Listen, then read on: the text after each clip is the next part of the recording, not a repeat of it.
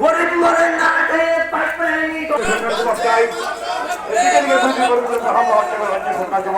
পাশে আপনাদেরকে ভোট প্রার্থনা করব।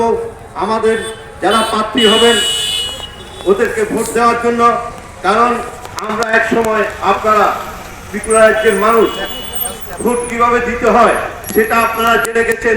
25 বছরের সিপিএম সরকারকে কিভাবে সরাতে হয় সেটা আপনারা শিখেছেন। সন্ত্রাস প্রতিশ্রুতি রক্ষা করে কোনো দল টিকে থাকতে পারে না। সেই শিক্ষা থেকে এবার আবার সেই শিক্ষা দেবেন বিজেপি সরকারকে, যাতে ওই ব্লাইট বাহিনী দিয়ে সন্ত্রাস করে বিরোধীদের মিছিল মিটিং করার অধিকার না দেওয়ার প্রতিবাদে আজকে সেই ভোট আপনার ভোট। বেকার বিরোধী সরকার এই বিজেপি সরকার, প্রতিশ্রুতি বিরোধী সরকার এই বিজেপি সরকার, নারী নির্যাতনের সরকার এই বিজেপি সরকার, ব্যবসায়ীদের পঙ্গু করার সরকার এই বিজেপি সরকার, গরিব মানুষের পকেট কাটা ট্যাক্স কাটার সরকার এই বিজেপি সরকার। এই বিজেপি সরকারকে একটা ভোট না দেওয়ার জন্য আমি আবেদন রাখবো। কারণ আপনারা দেখেছেন দ্রব্যমূল্যের হার কোথায় গেছে। পুঁজিবাদী সরকারের 2-4 জন ভারতবর্ষের পুঁজিবাদী হয়ে কাজ করতে গিয়ে এই বিজেপি সরকার ভারতের অর্থনৈতিক পরিস্থিতিকে কোথায় নিয়ে দাঁড় করিয়েছে। আজকে একটা বড় লোক যেটা 200 টাকা তেল খাচ্ছে, একটা সাধারণ গরিব সে 200 টাকা দিয়ে বাজার থেকে তেল কিনতে হচ্ছে। তাহলে ভারতের 100% মানুষের মধ্যে 25% হচ্ছেন অবস্থাশালী, আর 75% হচ্ছে মধ্যবিত্ত এবং গরিব মানুষ।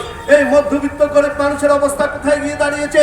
গরিবরা তো কিছু সরকারি অনুদান কেন্দ্রীয় সরকার, আমাদের কংগ্রেস সরকার ইন্দিরা গান্ধী থেকে 20 দফা কর্মসূচি যে সুযোগগুলো দিয়েছেন, যেগুলোর নাম পাল্টিয়ে এই বিজেপি সরকার বলছে আমরা দিচ্ছি। কোন প্রকল্পটা বিজেপি সরকার ঘোষণা দিয়েছেন সেটা আপনারা আপনাদের এই বিবেক জ্ঞান থেকে আপনাদের প্রতি এক সময় অস্বীকৃতি ছিল দলের ছেলে মেয়েরা, এখন ওই মোবাইল টিপলে গুগলে গেলে সবাই জানতে পারবেন বিজেপি সরকার প্রোগ্রাম গরিব মানুষের জন্য দিয়েছেন। আজকে সেই জায়গাতে আমি আপনাদের কাছে আবেদন রাখবো, মানুষের প্রতি যে প্রতারণা করেছে, আজকে সুপ্রিম কোর্টে কেস হচ্ছে নির্বাচনী প্রতিশ্রুতির বিরুদ্ধে। যারা সরকার আসার জন্য নির্বাচনী প্রতিশ্রুতি দেন, সেই প্রতিশ্রুতি যারা রক্ষা করবেন না, সেই জায়গা পর্যন্ত এসে গেছে। ওই বিজেপি সরকারের বিরুদ্ধে সুপ্রিম কোর্ট পর্যন্ত যাচ্ছে জনসাধারণ জনস্বার্থ মামলাতে।